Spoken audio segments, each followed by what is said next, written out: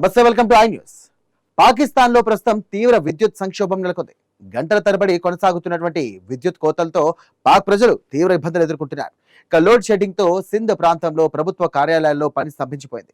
పంజాబ్ లోను గంటల తరబడి కోతలతో ప్రజలు ఇబ్బందులతో సతమతమవుతున్నారు. లోడ్ షెడ్డింగ్ లేదంటున్నటువంటి విద్యుత్ సంస్థలపై ప్రజలు ఆగ్రహం వ్యక్తం చేస్తున్నారు.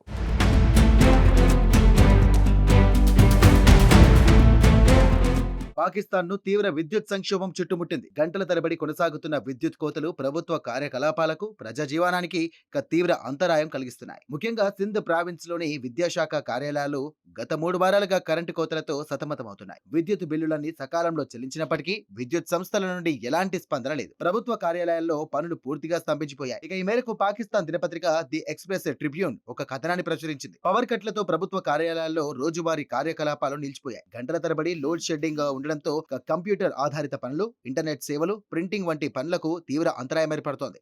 ఫలితంగా ప్రైవేట్ పాఠశాలలో ఆన్లైన్ రిజిస్ట్రేషన్, కంప్యూటరైజ్డ్ సర్టిఫికేట్ల జారీ, అలాగే ఫిర్యాదుల స్వీకరణ, ప్రభుత్వ కళాశాలల్లో అడ్మిషన్ల ప్రక్రియ వంటివి నిలిచిపోయాయంటూ అధికారులు తెలియజేశారు.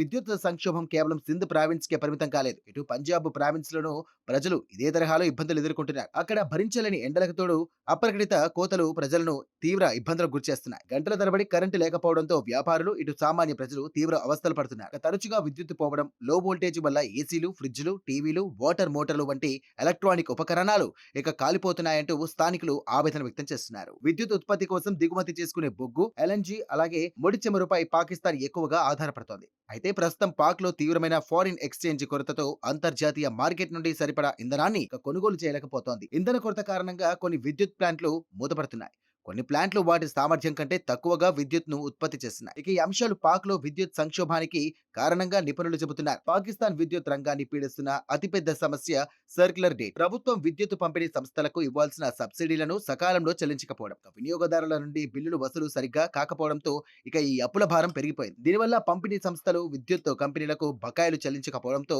మొత్తం వ్యవస్థ స్తంభించిపోయింది. పాకిస్తాన్ లోని విద్యుత్ సరఫరా పంపిణీ వ్యవస్థ కూడా చాలా పాతది. దీనివల్ల సాంకేతిక లోపాలు తలెత్తే విద్యుత్ వృధా తీవ్ర స్థాయిలో ఉండడం మరో కారణం. దీనికి తోడు దేశంలో విద్యుత్ చౌర్యం విపరీతంగా పెరిగిపోవడం, ప్రభుత్వ కార్యాలయాలే బిల్లులు సకాలంలో చెల్లించకపోవడం వల్ల విద్యుత్ పంపిణీ సంస్థలు తీవ్ర నష్టాల్లో కూరుకుపోయాయి. వేసవి కాలంలో ఉష్ణోగ్రతలు భారీగా పెరగడంతో ఇటు ఏసీలు, కూలర్ల వాడకం వల్ల విద్యుత్ డిమాండ్ రికార్డు స్థాయికి చేరుతోంది. మరోవైపు వాతావరణ మార్పుల వల్ల నదుల్లో నీటి లభ్యత తగ్గి జల విద్యుత్ ఉత్పత్తి కూడా గణనీయంగా పడిపోయిందంటూ విద్యుత్ రంగ నిపుణులు చెబుతున్నారు.